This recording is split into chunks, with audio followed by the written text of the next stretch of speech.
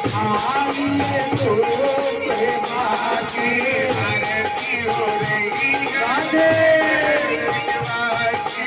आरती हो रही है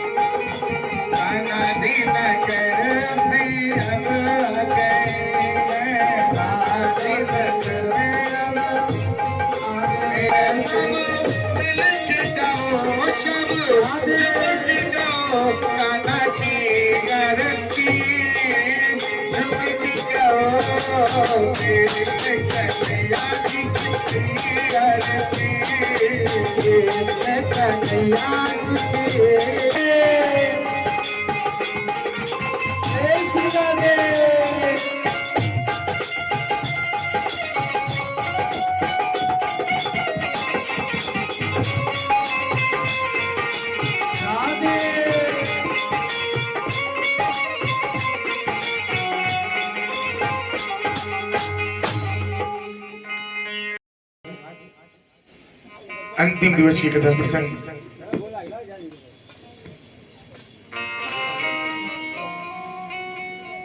राजा परीक्षित की कथा। परीक्षित कौन कौन थे? किसके पुत्र थे? सबसे पहले आप जाने क्या,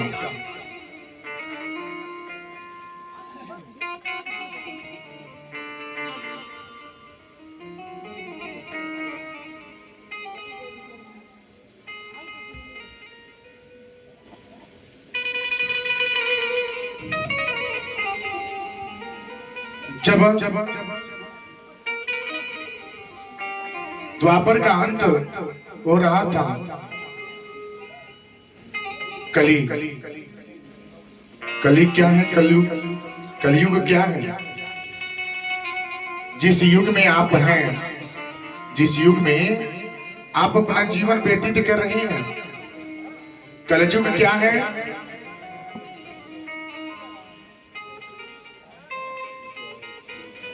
जो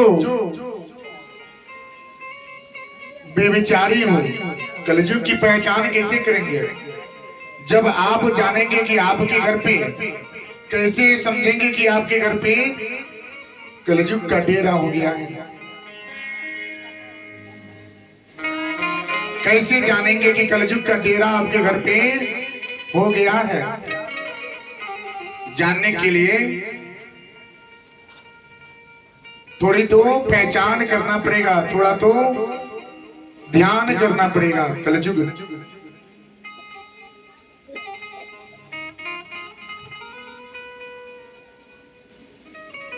कलयुग का तात्पर्य क्या है? लूटपाट, चोरी, बेविचारी, बेईमानी, एक दूसरे का क्या करना, एक दूसरे को समझना नहीं, घर परिवार में एक दूसरे का कदर नहीं, एक दूसरे का सम्मान नहीं।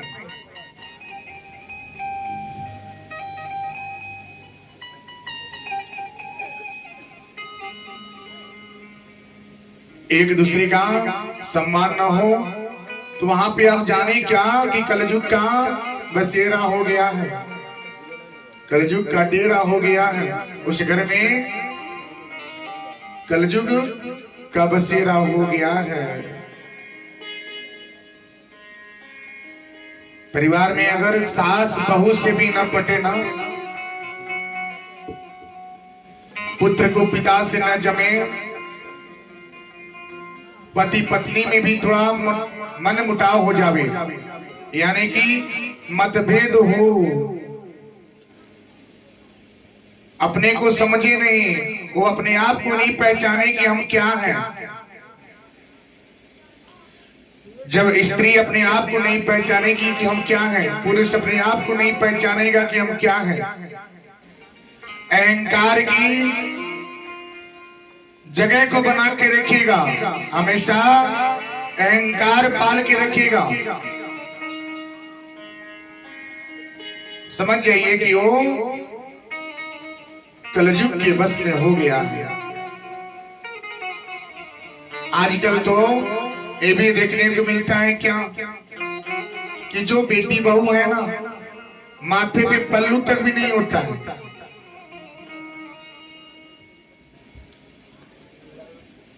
माथे पे पल्लू तक भी नहीं होता है। ऐसा लगता है कि पल्लू अगर रखेंगे ना तो शर्म आएगा। ये क्या है? यही तो कलयुग का प्रभाव है। जब हम यहाँ पे बैठ करके अपने पास अंग वस्त्र को लेकर के बैठते हैं, क्यों? क्योंकि ये कदर है, ये प्रतिष्ठा है, ये अंग वस्त्र है जो शरीर को ढक के रखता है। तो आपका भी पल्लू आपको पूरी तरह से ढक करके रखता है। देखने को मिलता है क्या कि माथे से पल्लू हट जाता है। वहां पे अगर ससुर भी है, जेठ भी है, लेकिन कदर नहीं है, कदर नहीं होता है। जेठ कौन है, ससुर कौन है? बाहर से कोई आया है या घर से है, कोई मतभेद नहीं है, कोई विचार नहीं है।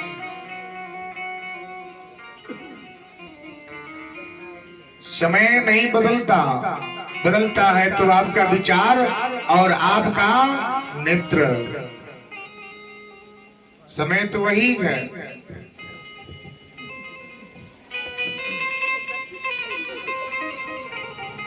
पुरुष समझते हैं ना कि स्त्री क्या है, उनकी पांव के नीचे रहे, यानी कि उनकी क्या है, चरण पादुका बन करके रहे।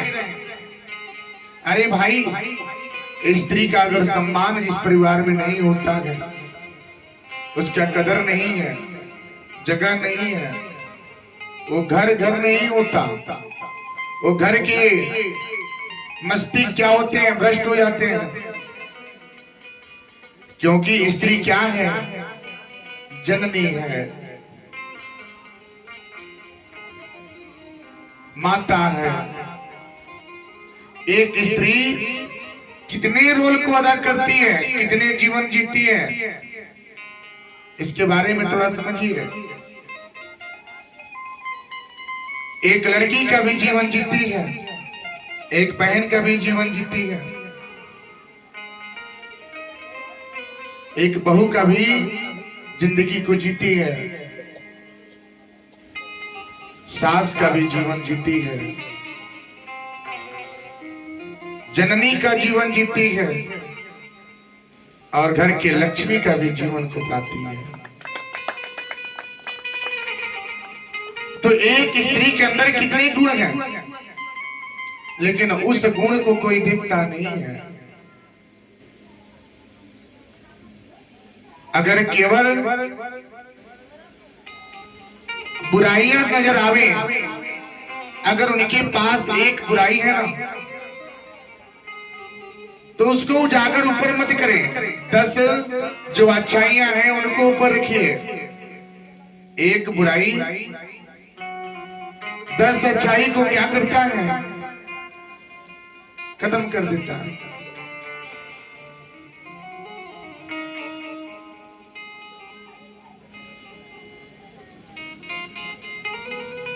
जिस तरह से अच्छा सा भोजन बना दिया जाए और उसमें क्या करें,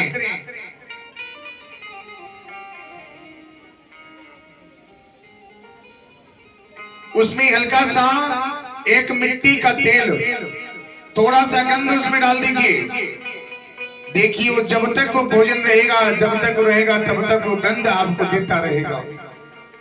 तो एक बुराई सब अच्छाइयों को क्या करता है, खत्म कर देता है।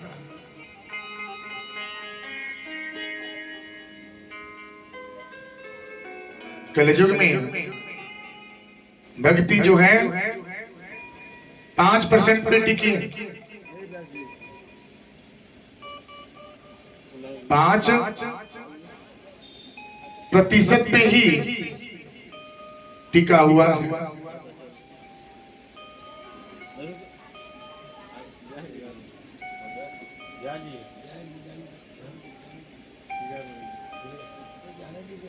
और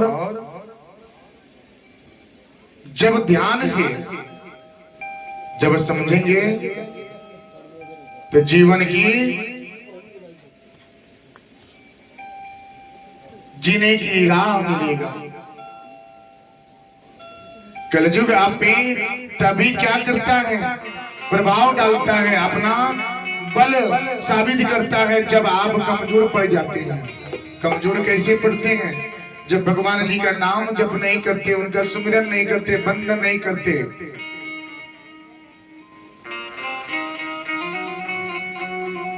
अच्छाइयों को त्याग करके बुराइयों को अपनाते हैं, मस्तिष्क भ्रष्ट हो जाता है।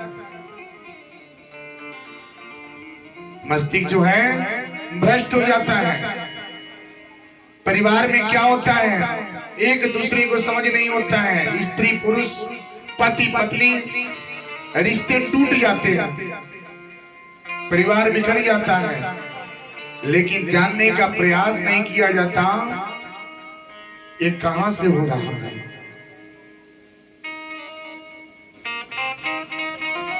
जब समझ में आएगा ना तो बहुत देर हो जाएगा। तो कलयुग क्या है,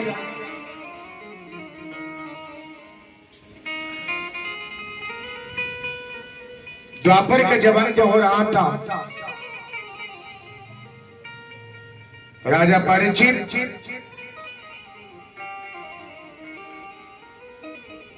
कौन, राजा परीक्षित कौन, राजा परीक्षित उत्तरा के पुत्र से और अभिमन्यु के पुत्र होते हैं।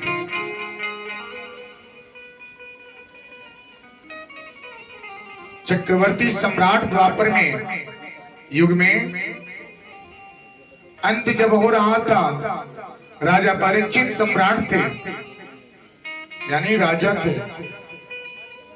उनके राज में प्रजा बहुत सुखी जीवन व्यतीत कर रहा था। द्वापर जब अंत हुआ ना, जब अंतिम सीमा पे था, कली का प्रवेश हो रहा था, राजा परीक्षित नगर भ्रमण के लिए निकलते हैं। देखिए क्या कि सब लोग अपने अपने मकान में ताले मार रहे हैं। ताले अब भी होता है, सबके मकान में ताले लग जाते हैं, क्योंकि विश्वास नहीं है। यही तो कलयुग का बसेरा है। जब विश्वास टूट गया, विश्वास हट गया, तो कलयुग का बसेरा हो गया।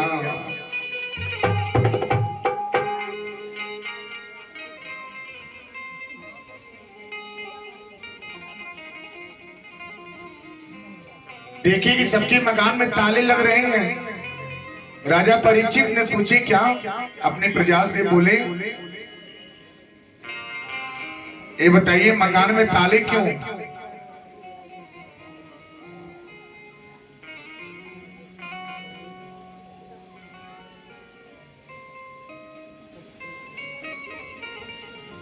उन्होंने बोला, अरे महाराज आपको पता नहीं कलयुग का आगमन हुआ है। कलयुग का आगमन हुआ।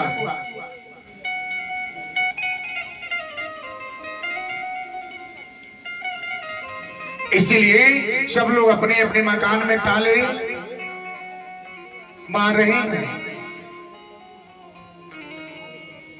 यही तो कलयुग है। चोरी, व्यभिचारी, बेईमानी, लूट पाट करना, यही तो कलयुग का प्रभाव है।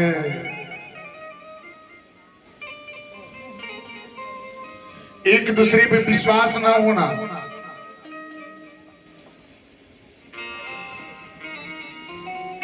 जिसके सारे जीवन है, जिसके सारे जिंदगी को जिया जा रहा है, उस पे ही भरोसा नहीं है, विश्वास नहीं है। यही तो कलयुग है। अब कलयुग पे विजय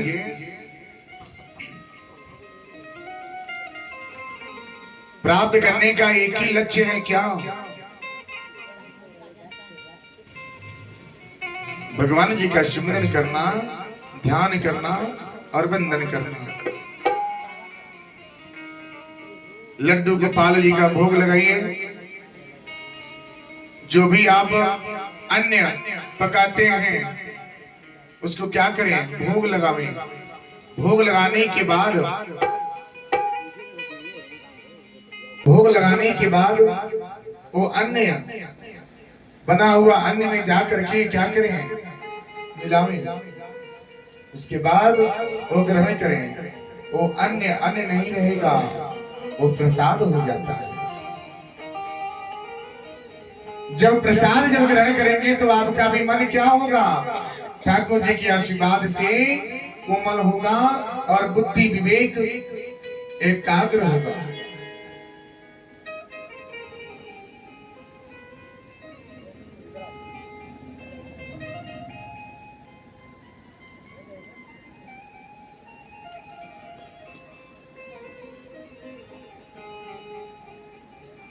एकाग्र होगा।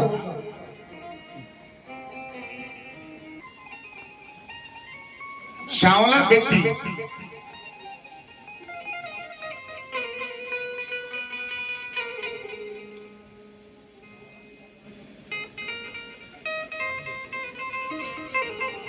एक गाय को मार मार के 3 पैर तोड़ दिया था। 3 पैर गौ माता की तोड़ दिया था। गाय बिलख रही है, रो रही है, बछड़ा चिल्ला रहा है, करे तो करे क्या? राजा परीक्षित वहां पे गए।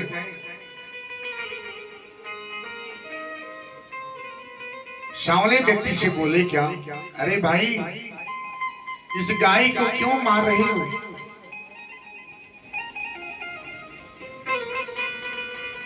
इस गाय को क्यों मार रही हो?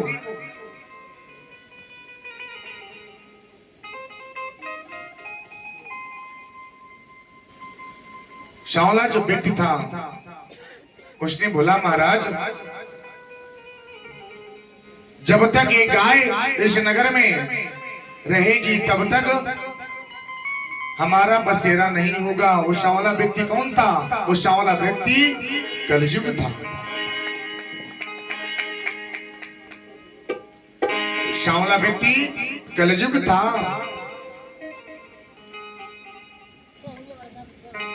राजा परीक्षित सोचे क्या, हमारे राज्य में कलयुग का आगमन कैसे हो सकता है?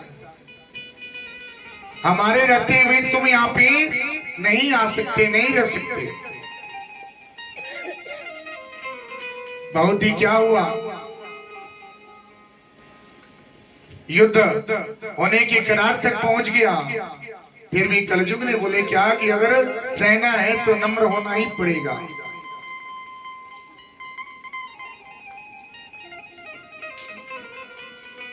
एक जीवन बहुत ही कठिन है, बहुत ही कठिन है। जब आप अध्यात्म में जाएंगे ना, जब ध्यान करेंगे, प्रभु का स्तुति ध्यान बंधन करेंगे ना, तब लगेगा कि जीवन कैसा है।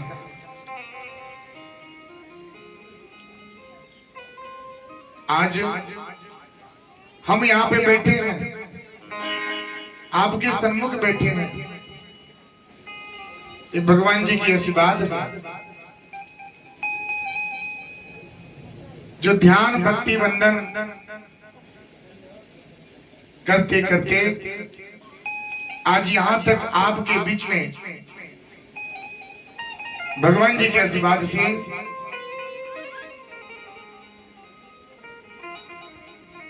हम बैठे हैं।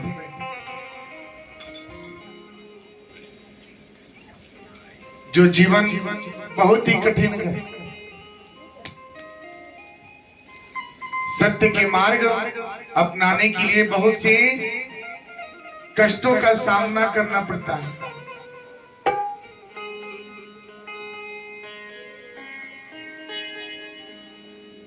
बहुत ही दुखों का सामना करना पड़ता है।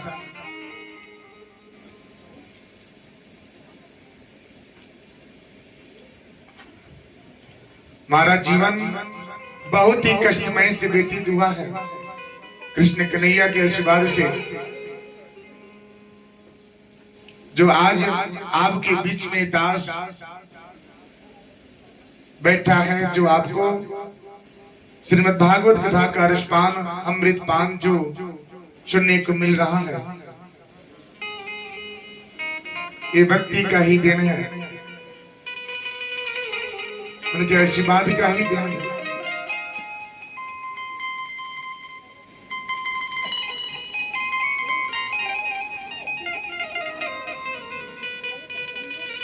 जब शिक्षा दीक्षा करने का समय था, उस स्थिति में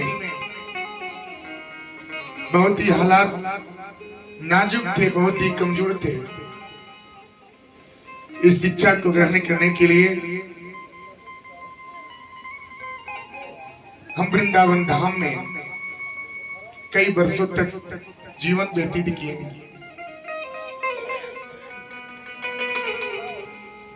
अन्न के लिए कभी चावल मिला, कभी दाल, शुद्ध भोजन की भी प्राप्ति नहीं हुआ। भिक्षा मांगते थे। भिक्षा मांग मांग करके मैंने अपने जीवन को इतने मोड़े, इतने कष्ट उठाए। ठाकुर जी के आशीर्वाद से जो आज आपके सामने ये दास बैठा है,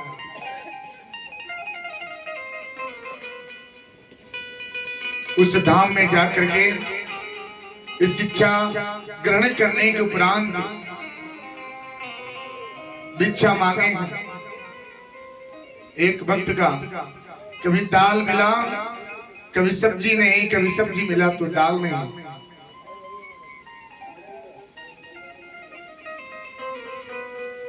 ऐसे करके करते करते मैंने 2 वर्ष निकाला। ठाकुर जी की कृपा,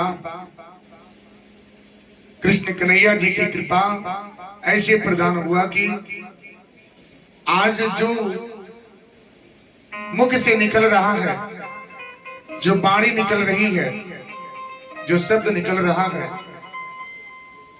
इस शब्द में, हर एक शब्द में कृष्ण कन्हैया जी का आशीर्वाद प्रदान है।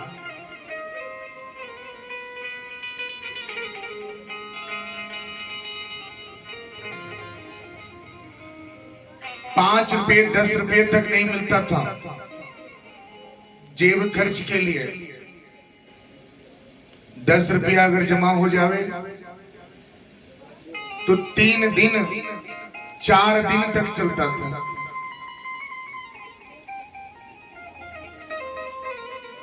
भिक्षा मांग करके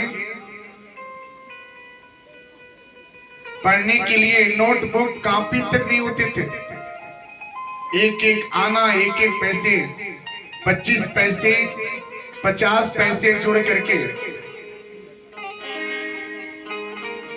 लिखने के लिए कॉपी और कलम की व्यवस्था कर दी जाती थी। कृष्ण कन्हैया का आशीर्वाद जो आज प्राप्त हुआ है, जो प्राप्त हुई है, जो आपके बीच में दास जो अपने जीवन बिता बता रहा है, ऐसे जीवन बहुत ही कठिन से जिंदगी जीवन व्यतीत हुआ है और करते करते संघर्ष करते करते आज यहाँ तक आपके बीच में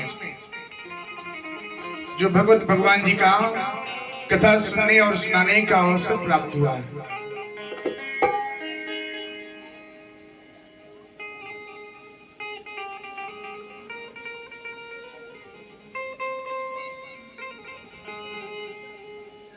राजा परीक्षित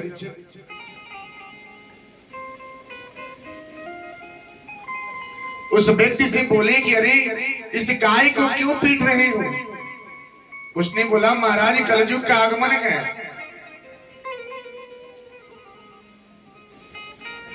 राजा परीक्षित और कलयुग में संवाद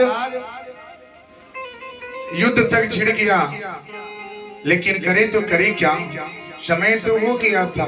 राजा परीक्षित विवश हो गए, करे तो करे क्या। कलयुग ने बोले महाराज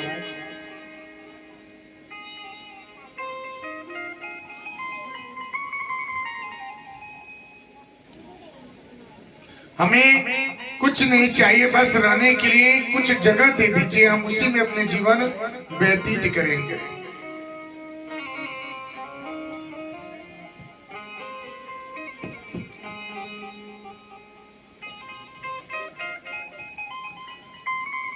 जीवन व्यतीत करेंगे।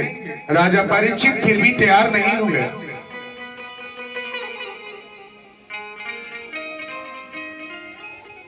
बोले अगर कलयुग का आगमन होगा तो क्या होगा? फिर भी चक्रवर्ती सम्राट थे, किसी को निराश नहीं कर सकते। उन्होंने कलयुग महाराज को रहने के लिए 4 ठिकाना दिए।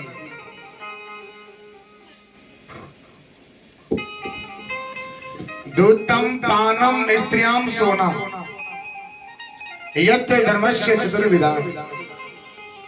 4 जगह रहने का ठिकाना राजा परीक्षित ने कलयुग महाराज को दिए।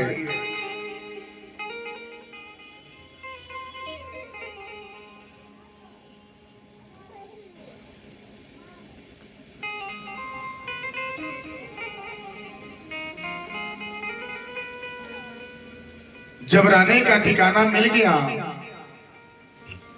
कलयुग के मुख पे थोड़ा हंसी का मुस्कुराहट भरी, क्या कि थोड़ा सा कुछ जगह तो मिला, कुछ तो प्राप्त हुआ। अब उसने राजा परीक्षित ने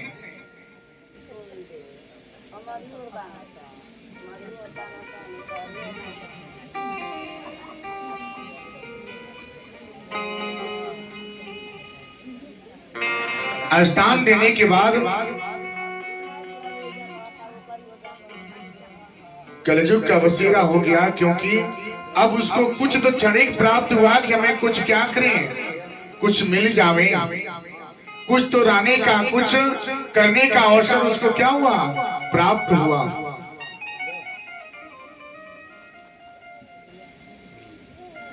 जब अवसर प्राप्त हो गया तो राज अपना करना हो प्रारंभ करता है। कैसे? जिस तरह से हर व्यक्ति जब जीवन मिलता है ना, तो चाहे दुख से हो चाहे सुख से हो, चाहे कैसे भी हो, वो जीवन को जीने के लिए राह देखता है। कितना हो कष्ट पड़े वो जिंदगी को जीता है, चाहे उसके पास पैसे हो या न हो, लेकिन जीवन तो जीता है जो हंस के जिए चाहे रो करके जिए।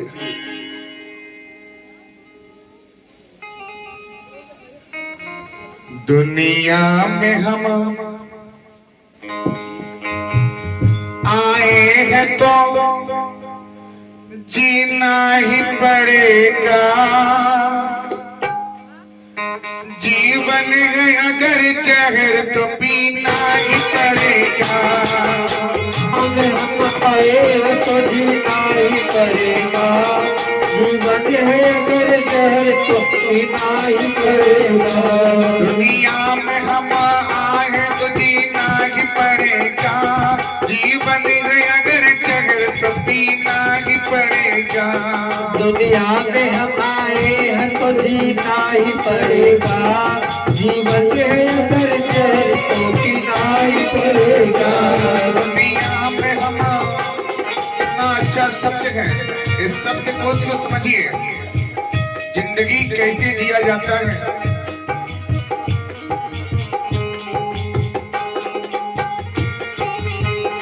दुनिया में हम आए हैं तो जीना ही पड़ेगा, दुनिया में हम आए हैं तो जीना ही पड़ेगा, जीवन है अगर जहर तो पीना ही पड़ेगा। दुनिया में हम आए हैं तो जीना ही पड़ेगा, जीवन में अगर जहर तो पीना ही पड़ेगा। जीवन है अगर जहर तो पीना ही पड़ेगा, जीवन है अगर जहर तो पीना ही पड़ेगा।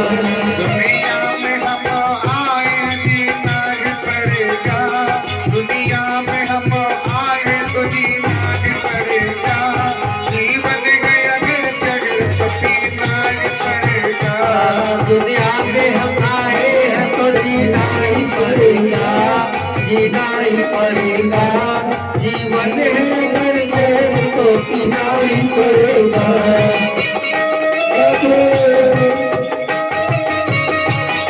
राधे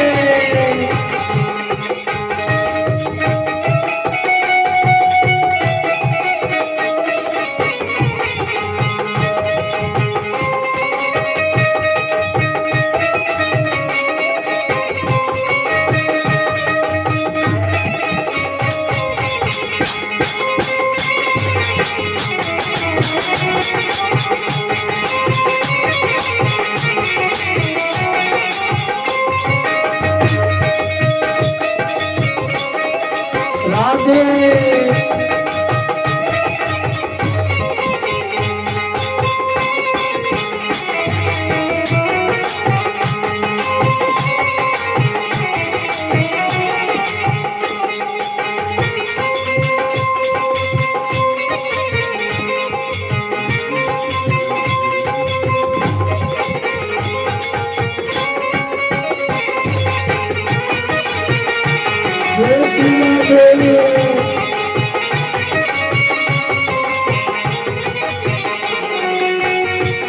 कितना सुंदर शब्द है, कीरी कीरी करके कितना हो आपके ऊपर संकट पड़े ना, कितना हो दुख पड़े, फिर भी भगवान जी को क्या करें, फिर भी भगवान जी को आप भूलिए नहीं, उनको रास्ते से मत हटावे, उनका नाम लेवे। गिरे गिर के करेंगे मुसीबत संभलेगी रहेंगे, गिर गिर के मुसीबत संभलते ही रहेंगे, गिर गिर के करेंगे मुसीबत संभलते ही रहेंगे, जल जाए मगर आग पर जलते ही रहेंगे, जल जाए मगर आग पे चलते ही रहेंगे। गिर गिर के हम करेंगे मुसीबत रहेंगे, जल जाए मगर आग पर जलते ही रहेंगे, गिर गिर के मुसीबत से चलते ही रहेंगे, गिर जाए मगर आग पे चलते ही रहेंगे, गिर जाए मगर आग पर जलते ही रहेंगे, गिर जाए मगर आग पे चलते ही रहेंगे। जिसने कमाई दी है वही दूर करेगा, जिसने कमाई दी है वही दूर करेगा, दुनिया में हम आए तो जीना ही पड़ेगा, जीना ही पड़ेगा। जिसने गम दी है वह दूर करेगा, जिसने गम दी है वह दूर करेगा, दुनिया में हम आए तो जीना ही पड़ेगा, दुनिया में हम आए तो जीना ही पड़ेगा, दुनिया में हम आए हैं तो जीना ही पड़ेगा। राधे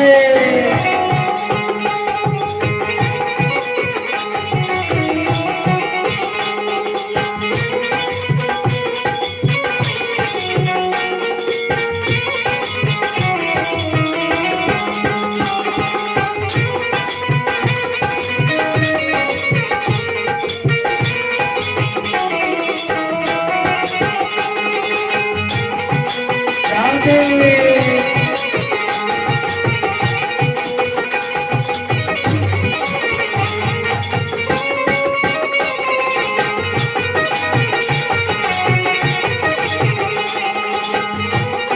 एक स्त्री, कल मैंने बोला ना, शब्द सुनिए, ये शब्द कैसा है, कितना ये शब्द छोटा है लेकिन इसका अर्थ कितना भारी है।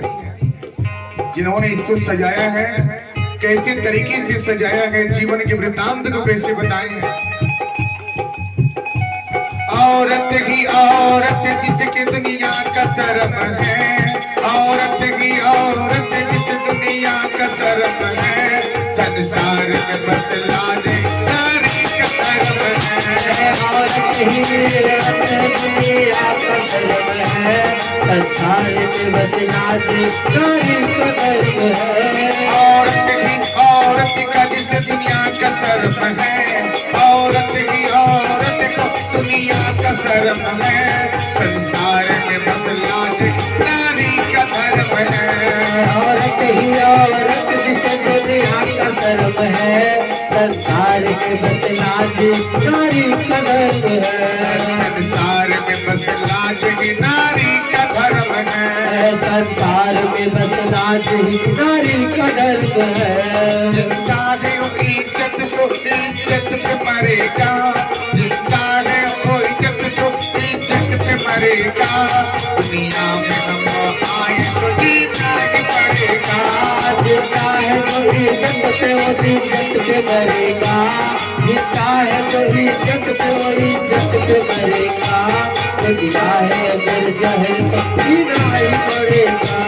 दुनिया में हम आए तो जीना ही पड़ेगा, दुनिया में हम आए तो जीना ही पड़ेगा।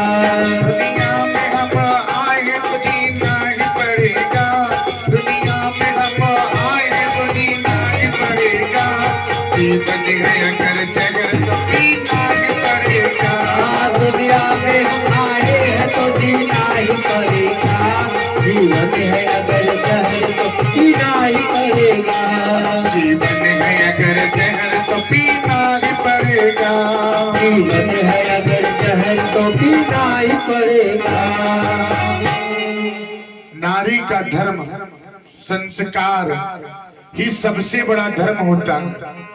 संस्कार से बढ़ करके नारी के जीवन में कोई धर्म नहीं है। अगर धर्म है तो उसका संस्कार, उसका गुण, उसका विचार। संस्कार को अगर खो दिए तो समझ जाइए कि सब कुछ आपने खो दिया। आज धर्म के मार्ग पर देखा जाए तो बहुत ही कम ऐसे जगह होते हैं जो अपने अपने धर्म की रक्षा सब लोग कर पाते हैं, अपने अपने कर्तव्य की रक्षा सब लोग करते हैं।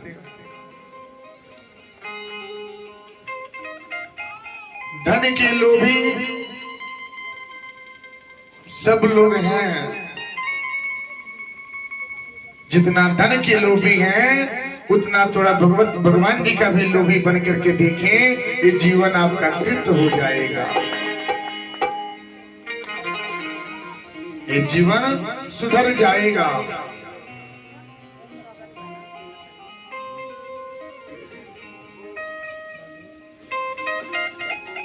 राजा परीक्षित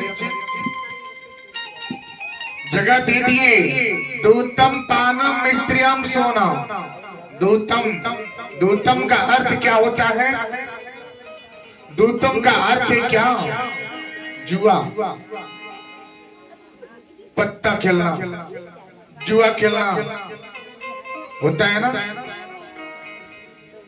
आजकल तो क्या हो गया, पैशन हो गया है, एक शौक हो गया है, क्या पत्ते खेलना, जुआ खेलना। अरे भाई, अगर जो जुआ खेले, जो पत्ता खेले, उसको त्याग दें, क्योंकि जुआ आपका जीवन नहीं है।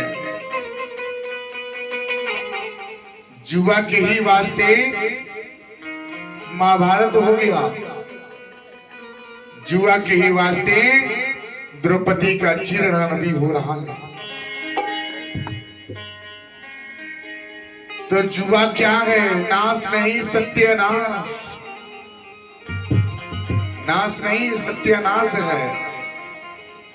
ये अच्छे अच्छे घर गृहस्थी जीवन को बर्बाद कर देता है, तोड़ देता है। तो गृहस्थी जीवन को बनाए रखें, तोड़ के नहीं, जोड़ के रखें, संभाल के रखें। ये जीवन बहुत ही मुश्किल है। जिसको मिल गया वो जिंदगी को नहीं जी पा रहा है, और जिसको नहीं मिला वो पछता रहा है। कि हमें भी मानव का तन मिले कि अपने जीवन को जीने का एक अवसर प्रदान हो।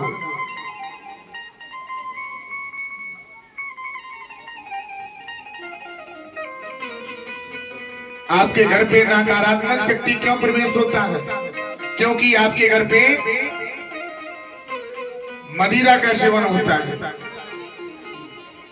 दूतम पानम स्त्रियम सोनम। पानम का अर्थ क्या है? मदिरा, दारू, शराब। जो मदिरा का सेवन करने वाला व्यक्ति है उसके घर पे कभी सुख शांति नहीं मिल सकता। आप कितना जप तप करेंगे, कितना आप बंधन करेंगे, कितना आप पूजा पाठ जप तप करेंगे, उस घर के देवी देवता आपसे प्रसन्न नहीं होंगे। क्यों? उस घर में मदिरा का सेवन होता है। अगर जिस घर में मदिरा का सेवन हो, जिस घर में मांस का भक्षण हो, जिस घर में मांस का सेवन होता है, उस घर में कोई देवी देवता का वास नहीं होता है। सात्विकता, ये अन्य, ये दो भाग क्यों बनाया गया? एक शाकाहारी, एक मांसाहारी। क्यों? शुद्ध शाकाहारी भोजन क्यों बनाया गया है? आपके लिए, हमारे लिए। क्यों? क्योंकि हम लोग क्या है, मानव के तन पा करके भगवान जी के भक्ति में लगते हैं, उनके भजन करते हैं, ध्यान करते हैं। मांस का सेवन करके आप ध्यान नहीं कर सकते। मांस का भक्षण करके आप ध्यान बंधन स्तुति नहीं कर सकते, लेकिन अन्य का सेवन करके आप क्या कर सकते हैं? बंधन स्तुति कर सकते हैं, ध्यान कर सकते हैं। मांस क्या है? जानवरों के लिए है, राक्षसों के लिए है। जो पहले राक्षस हुआ करते थे, देवता, सूर और असुर, देवता और राक्षस। क्यों? क्यों घमासान युद्ध हुआ? कभी भी सत्य का ही जीत होता है। लाखों की संख्या में असुर थे, लाखों की संख्या में राक्षस थे, फिर भी पराजय। उनको क्या हुआ? हार गए, क्योंकि वो मांस मदिरा का सेवन करते थे। भगवान जी उनका साथ नहीं दिए। जब कौरव और पांडव का युद्ध हो रहा था, उसमें एक तरफ पांडव और दूसरी तरफ कौरव। दुर्योधन ने भगवान जी से बोले क्या?